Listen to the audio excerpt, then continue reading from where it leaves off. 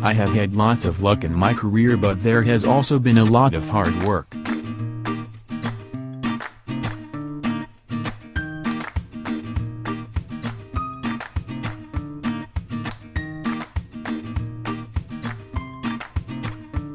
Individual responsibility, hard work, paying attention in school, faith, family, all these things are important.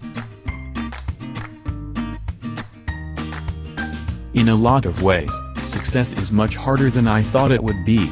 I figured that you'd get here and then everything would be happily ever after. But, it's hard work, almost harder once you're successful because you've got to maintain it.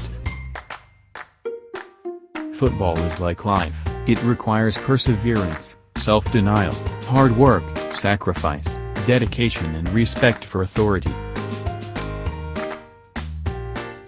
Nothing ever comes to one that is worth having, except as a result of hard work. There is no substitute for hard work.